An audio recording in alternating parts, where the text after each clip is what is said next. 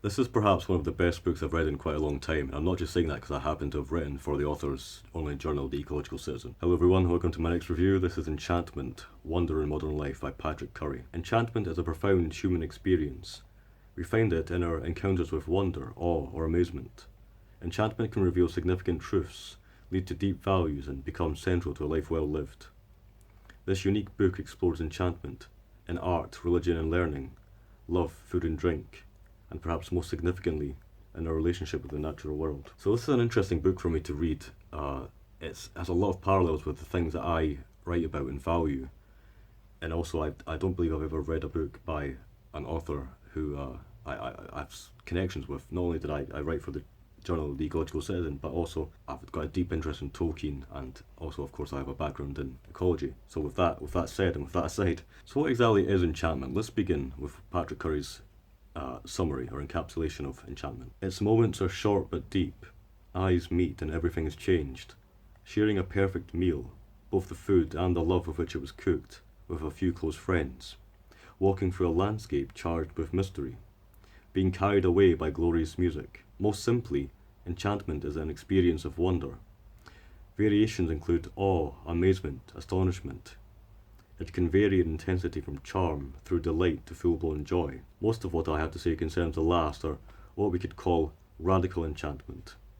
As we shall see, such experiences are fundamental to being alive. And just to further that description, something I found particularly interesting in this passage is that it relates to my, or can be related rather, to my interest in portals and yearning for other worlds or better realities. Perhaps more than anything else, enchantment is a matter of relationship. That in turn requires each party to be distinctive and therefore different, creating a gap between them over which they can meet. That in turn creates a third thing, something new in the world, a metaphorical you and me, or this but also that. We shall explore this dynamic further in a moment, but for now, it's important to notice that without gaps, boundaries and differences to cross, provided they are not too great to bridge at all, no meeting can take place. If I were to summarise Patrick Curry's theory of enchantment, and what I really took away from it, enchantment, it requires a sort of framework in order to exist. It requires prerequisites that aren't quite a system, but there are things that are necessary so that enchantment doesn't take hold of you, and you also don't take hold of enchantment, if that makes any sense. It's about simply being receptive. It's about being uncontrolling, and that is indeed one of the main points of the book. Is that enchantment is a feeling for. It's the opposite of domination. It's the opposite of hierarchy.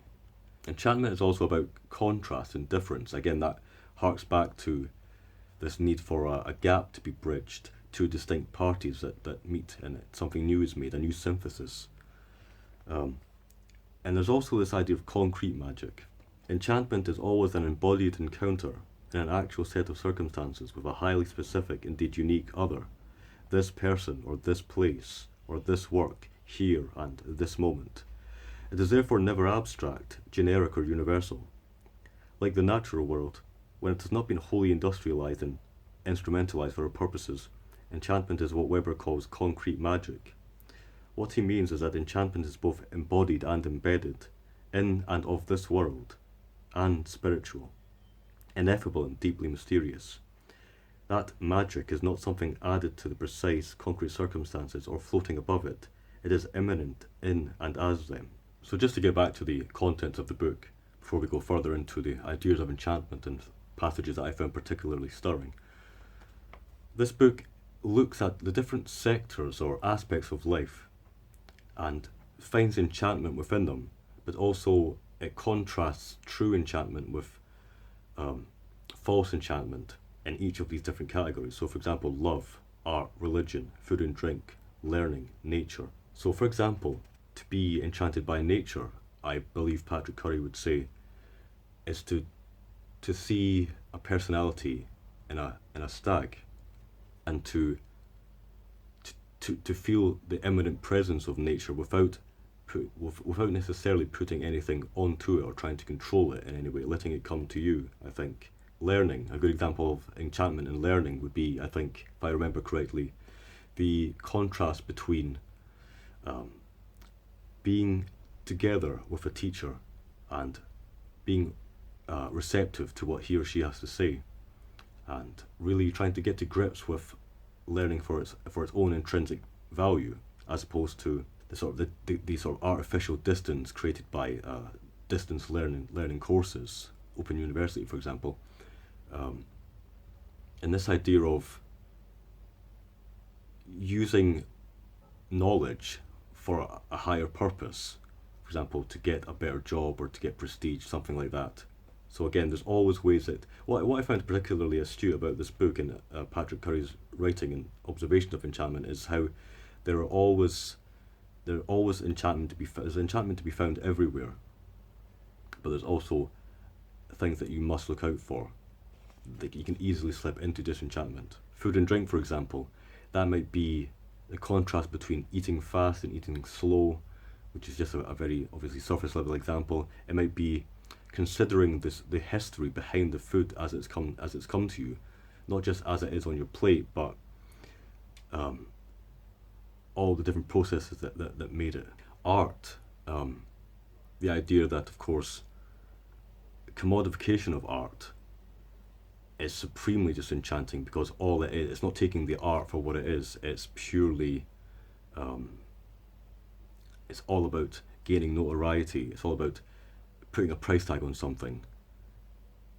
Also, I guess in modern art especially, the art itself isn't particularly the focus, it's the theory behind the art, which I personally think is disenchanting. So for example, just off the top of my head, I remember there was an installation for a glass of water on a shelf, and the artist had put a bit of text, a paragraph or so, perhaps even longer than a paragraph, saying how the glass of water was an oak tree. So I find that particular type of art quite disenchanting. This particular passage is quite something I quite agree with. But modernism, which I've just been describing, is an attempt to be modern. And in pursuit of this goal, modernists seize on some modern concerns and tendencies and turn them into a programme. The modern desire to overtly innovate and experiment in relation to inherited traditions, for example, turns into iconoclasm, a systematic campaign not to revise or develop tradition, but to destroy it and declare cultural year zero.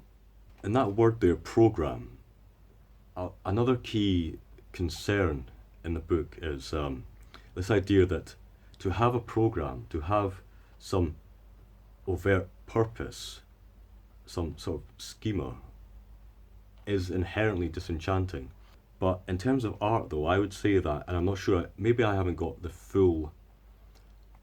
fully assimilated Patrick's ideas here, but for me, all art has reason, all art has a message, and I don't think you can really divest yourself from that. For example, he says, treating art as useless and priceless in the strict sense frees artists who concern themselves with its intrinsic value.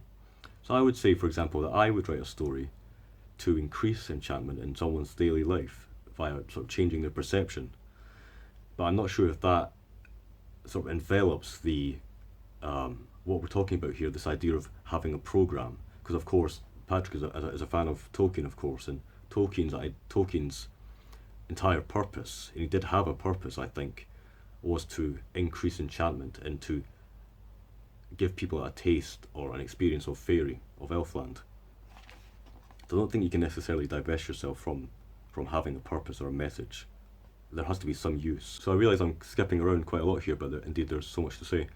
In terms of religion, which is one of the more complex aspects of human life, and also complex in terms of how we can frame it in terms of enchantment and disenchantment, I think the idea that Patrick Curry wants to get across here is, although we can find a lot to enchant in religion and religious practice, for example, through rites and ritual, and also almost giving yourself over to a higher purpose, but of course not letting yourself be entirely possessed by it, so being your own person. And also just the sense of community and coherence. Despite all that, the issue is that religion, institutionalized religion, and of course this is not particularly a novel thing to say, but there's a sort of imperative in religion, of course a universal truth, that is domineering and there's only one way to see things, and of course that sounds, and indeed is, fundamentally disenchanting. So as Patrick writes, the result of this purposefulness, instrumentalism and orthodoxy is that no religion is without an equally powerful disenchanting imperative. One of the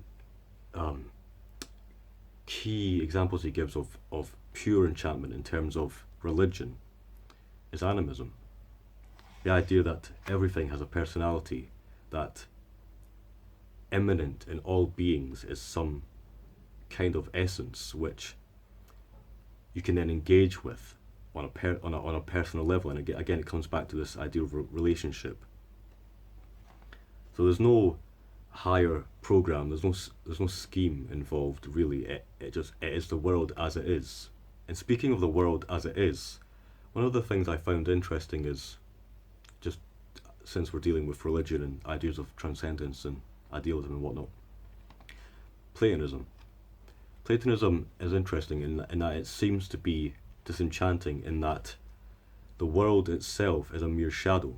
I've always struggled with the idea of Platonism and the theory of forms and ideas. In a sense, I can almost see it as admirable, but then it's also highly devaluing the natural world.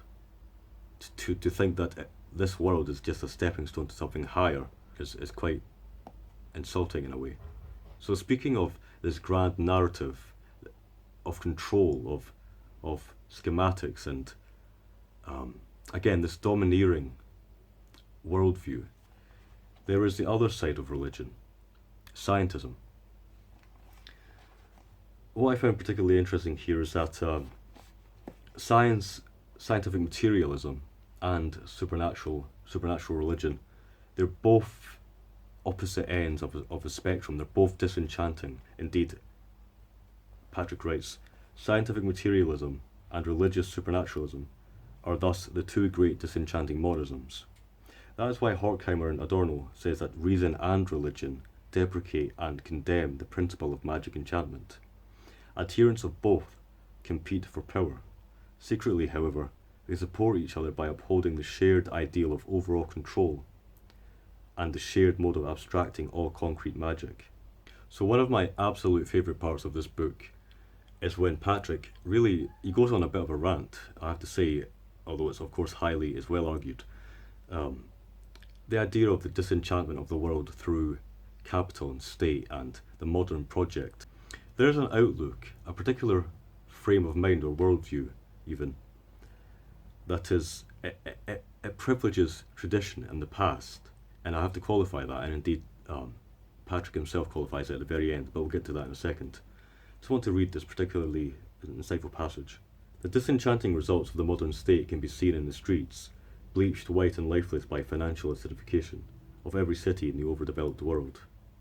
Thanks to greedy private landlords, ruthless developers, egomaniacal architects and corporations, recently joined by universities copying corporations, all protected by pliant states, local and independent shops, traditional and useful livelihoods and affordable housing are everywhere disappearing, replaced by the anonymous banks, boring chain stores and expensive ugly houses and flats of the lords and other servants of capital. So there's a tinge of conservatism. We often have to qualify what that actually means, and indeed Patrick does. Any criticism of the mega machine is often attacked by its intellectual and cultural enforcers as conservative, nostalgic and escapist and so on. They treat conservative, a desire to conserve what still works and is good, as if it meant reactionary. They pretend that nostalgia can't be empowering, and they are determined that prisoners shouldn't dream of a life beyond their walls, as long as those walls are sufficiently modern. As Tolkien, himself the butt of high modernist ire, writes, in using escape in this way, the critics have chosen the wrong word, and, what is more, they are confusing, not always by sincere error, the escape of the prisoner with the flight of the deserter. That is one of my favourite quotes of all time, so I'm glad to see Patrick using it. So I've only really scratched the surface of this book. There's a lot in here. It's a rather short book, however this is very dense with wisdom and information. If you can't tell already, I highly recommend the book.